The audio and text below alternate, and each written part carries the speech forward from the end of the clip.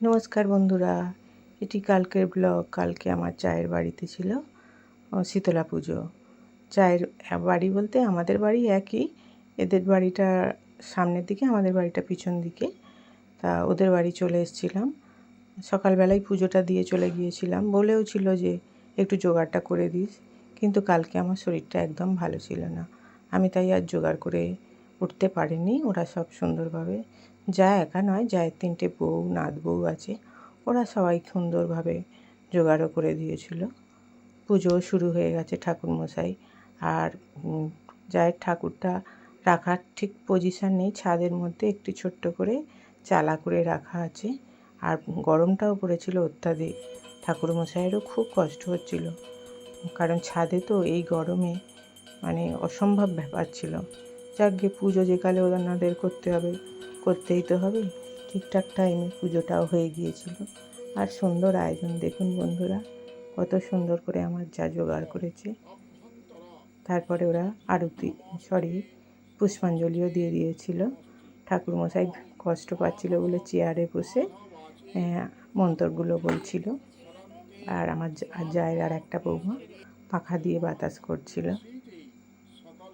এখানে পাখা লাগানো যায়নি, কারণ প্রদীপ জ্বলছিল তো, প্রদীপ মোমবাতি, ওই জন্যে।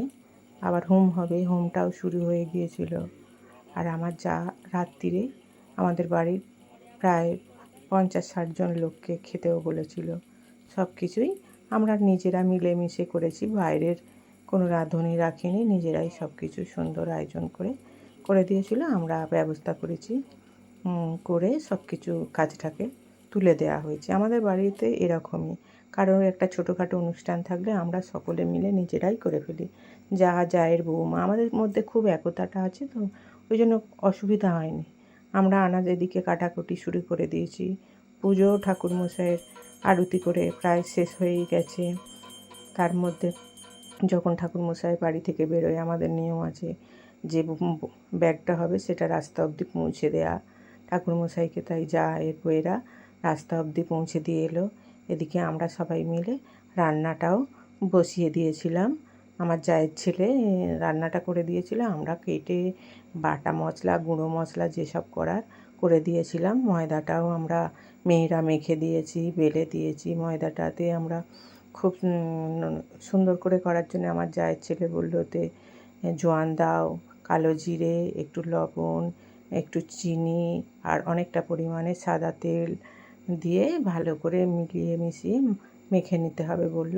তা ওর কথা মতোই করেছি আজকে। আর আমি বলিনি যে আমার মতো করো। যাকে ওর কথা মতো অনেকটা তেল দিয়েও করা হয়েছিল, ময়াম দেওয়া হয়েছে। বললো প্রথমে সাদা জলে মাখা হবে, কিন্তু আমার জায়ের ছেলে বললো না, একটু গরম জলে মাখো, তাহলে ভালো হবে।